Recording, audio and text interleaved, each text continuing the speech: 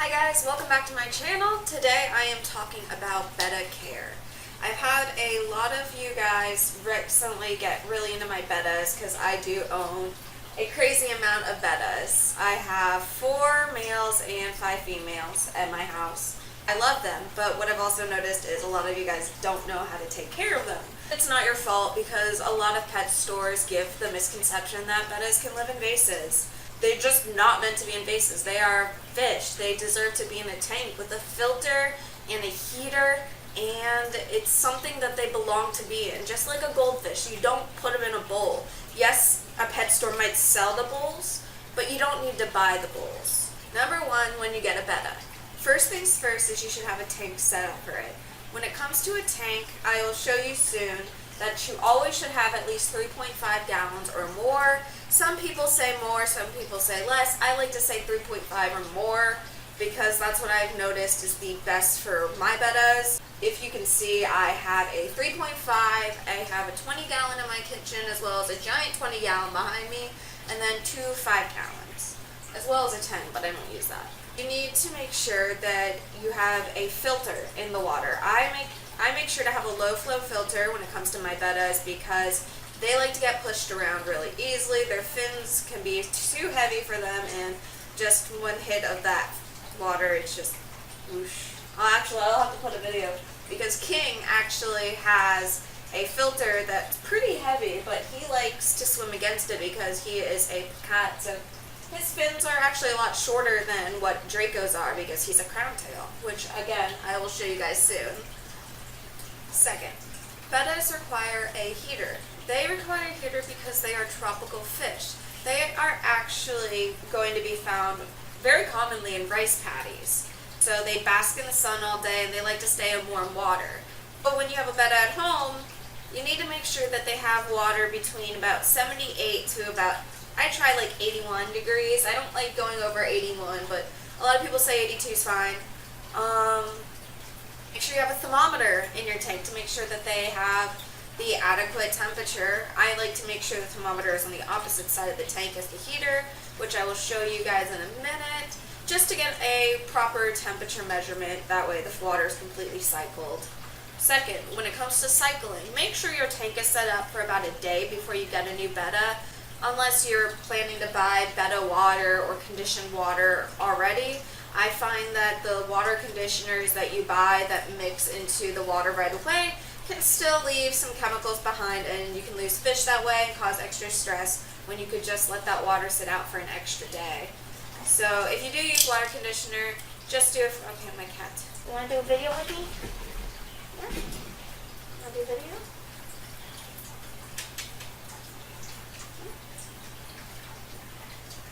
This is Poe.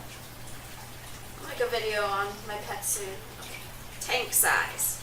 You will see a lot of tanks that are 0.25 all the way up to 3 gallons for Bettas that have no filter. It's just stagnant water sitting there, and it's really bad for the Betta. You really just get your Betta super sick by putting it in a tiny little entrapment. It would be like putting a cat in a cage. Hello. A cat in a cage and then expecting them to thrive in it. Yes, they might survive, but they're not thriving in any way, shape, or form. That also comes down to, some people say that you can put live plants in a Betta tank. I completely agree, but I also believe that it's not supposed to be a source of food. People believe that you can use roots for bamboo. Goodbye. We're not going to do that. People believe that the roots of bamboo plants and other plants that they can put right in the top of their little bowl is perfectly fine, and the Betta will eat that. Yes, they will snack on the roots from time to time again, but you should be feeding your Betta a healthy, full meal. I give my Bettas pellets as well as bloodworms and freeze-dried brine shrimp. They love them. I make sure that I always give them their pellets first because you don't want your fish to ever get bored of their main source of food, whichever it is that you're giving them as their main source. So I always give them a couple of those first, and then I will do the bloodworms after as a big treat in the end, just to make sure everyone's color is vibrant and beautiful. It's super gross because they come in ice cubes, and I'll show you guys soon. I'll either record it in the morning or tonight. Actually, I can do a feeding tonight, so I'll record it later. But anyways, I have to introduce you guys to my new fish. I'll show you some feedings, as well as I'll talk to you guys more about my Betta's personalities because I really love them. I have Callus, King, Draco, Tully, and then my 5 girls in the kitchen that I probably won't be able to get a shot of, but I will try to show you guys. But anyways, I will get back. Alright guys, good morning. This is going to be the morning part of my video where I show you guys the steps I take when it comes to maintaining my Betta sorority as well as my other fish. When it comes to a Betta sorority, it's actually really important that you make sure to check on them daily, make sure nobody's being a bully because I got babies. But as they get older, some decide they want to be more dominant than others. As you can tell, I've got some of my girls in there and they're rocking it out. I love them so much, but everybody's been really well behaved and I'm really happy about that. I'm gonna feed them and then I'm going to go into my fish room and I will show you guys everything else that I have in there and what I do to make sure my Bettas are happy in there.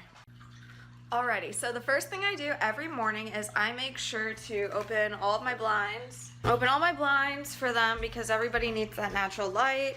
I actually woke up this morning and my Betta King, his heater wasn't working. I got him a new one. Like, I ran to the pet store at like 7 in the morning, the only pet store open. I got King a new heater. He's doing really good. He is my newest Betta.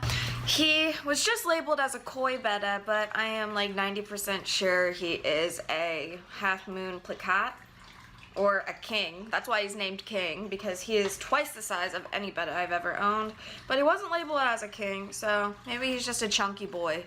I make sure to check my temperature, see how he's at 72. He's at 71, and King was just below 80. I was saying 70, I meant 80. They're not 72. They're all at 80. 82, 81, and 80. I don't know why I said 70. Oops. After that, I don't turn on Draco's light, although he has a really nice light. I usually only use that for nighttime checkups because I can see him a little bit better. First thing I do is I check my Bettas. I'll put some videos of them because I find them very attractive. I just make sure no one's getting fin rot, everybody's eating, no one's got belly bloat, they're just doing healthy. And I also try to get their personalities down because if you learn your Betta's personality, they will love you. They will start to follow you around. You're gonna treat them the way they want to be treated. They're just like a person. Some are shy, some are outgoing, and some of them like to beg for food. Like these guys. Both of them are begging. Beggars. They're about to get fed though, don't worry. When it comes to feeding them, right now I'm doing bloodworms because I haven't fed them in a couple of days because they had some tummy bloating from me overfeeding a couple days ago on accident, and now I have been letting them just eat whatever they can off the roots and stuff that are in their tank. I keep my fish in a cage. It's pretty much what a vase is. Alright, I got Callus's lid off. And now I like to feed by hand only because it gets them used to your fingers, but I just bought this new brand and the worms are a lot smaller than the brand I used previously, which I really like, so I can link you guys down in the bio the brand I use. It's very fine, they suck them up a lot easier, and I find it super nice that it doesn't cause as much of a leftover residue. I've also noticed that these worms hold on to the blood a lot more, which is what my Bettas like. They don't like eating them after they've lost all the blood. There you go.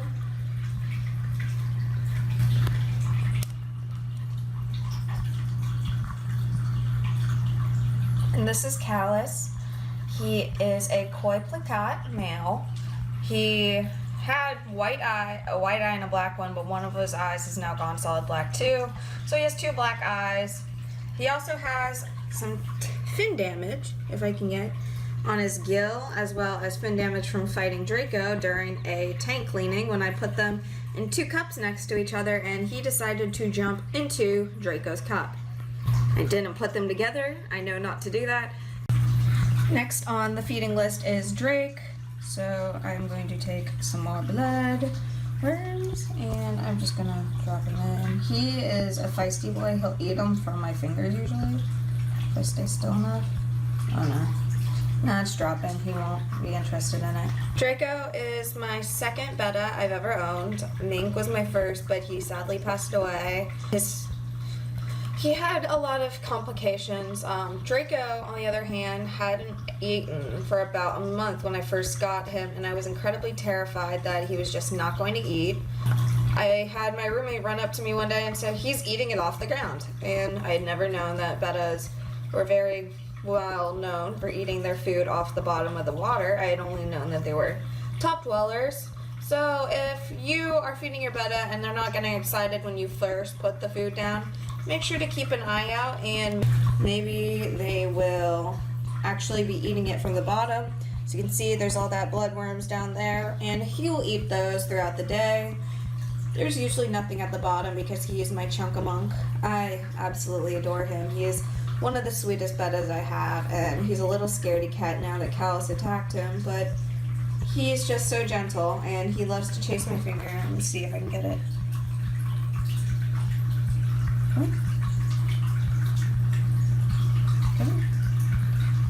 See, he's adorable, and I think he's so cute.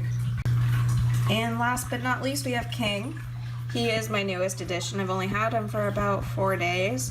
He survived a day in the cup, but as you guys can tell, he has that filter that pushes the water forward, but he doesn't seem to mind it at all. I'm gonna put the nasty bloodworms on my fingers that look like my fingers cut open. Right there. Hey bud, right there. He's eating. He's just a big fish. I've never seen one just so big. He's just a regular Betta. His fins were really dull earlier because he had such a cold water temp. He was all the way down to 70. I was super freaked out. I was afraid he was gonna freeze. Yeah, I rushed and got him a new heater, and he's doing a lot better. I don't know what he's doing, actually. But yeah, he also has a messed up jaw. I always seem to get the misfit toys in the group. I'm pretty okay with that. He does like to swim against this current, which gives him a little bit of a push. But yeah, just smaller fins, you can have a little bit of a higher flow, but I always try to keep it low flow when it comes to Bettas because they are loungers and they like to sleep on leaves and stuff. And if they can't rest, then they ain't gonna be happy. Now to feed the big tank. Inside this big tank, I have 11 zebra dinos. I think I'm pronouncing that right. I have Mama and her boyfriend in here. They survived the ick treatment, as well as an albino brother that was saved in the ick treatment. There's Tully, my Betta. He is a beautiful blue. He's getting peach in him as well. Makes me happy. He's a cutie. He gets along really well with Quarter and Penny wherever she is, as well as our snail. He hasn't snipped at many people, only unless they get into his territory. So there's a full shot of the tank. I have a large heater where I can adjust the temperature. I usually have a thermometer in here. I have to buy a new one. I cracked it when I was doing cleaning. I have a light. Light changes from day, and then you go over here to your colds, and then you can switch it to nighttime, so that your Bettas and other fish can go through. That way your Bettas can go through a full REM cycle. I need to get a lid for here, but it's high enough my cats can't get into it, so I'm happy about that. Nobody's a big jumper. I love doing this here. They're nibbling. They're so hungry. Ah! It feels super weird. You are Tully. My child, eat some blood. This looks super awful on my hands. I am so sorry. I wash my hands every time I do feedings, by the way. It's not like I'm just like sticking my bare fingers into a tank, but there you guys go. I clean all my counters every time I feed too, so it's not like I'm like contaminating anything. Everybody's still getting fed the same way. I also feed with these Tetra flakes because I do have tropical fish in here, other than, you know, my Betta. So I like to sprinkle on this side of the tank because my filter likes to pull in all that stuff towards this way, so you'll watch, it already is drifting across. Alrighty guys, remember, 1, 3.5 gallons or more. No vases, no bowls, filters, and heaters and thermometers. Make sure that you stay between about 78 and 81 to 82 degrees max when you have a betta, as well as other fish. Make sure you have filter and heater and don't use a bowl. Even with goldfish, don't use a bowl. I know they come in bowls, but it doesn't mean that's where it's supposed to live. You buy a lot of things and different things, it doesn't mean it belongs there. 2, filter. 3, a heater with a thermometer to make sure you have the right temperature, as well as making sure you have the correct food. Give them some diversity. They are meat eaters, so give them bloodworms, give them brine shrimp, spoil the frick out of them if you can, because bettas are such social creatures and they only want to be happy. They thrive and they get excited to see you. I'm staring at mine right now. They're both begging and I just fed them. They're great fish. If you guys want to hear more, see more, or if you have any other questions, just feel free to message me. I am open to helping. I'm not a professional in any way, shape, or form, but I have been taking care of bettas for a really long time in my life. It's all a learning curve. If I'm going through it, you guys don't have to if it's negative. That's all that matters. As long as you guys can have happy fish, I'm willing to go and test these things out.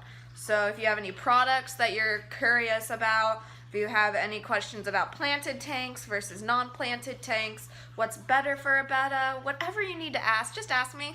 I have my DMs open as well as the comments down below. But anyways, thank you guys for liking and subscribing, and I will see y'all later.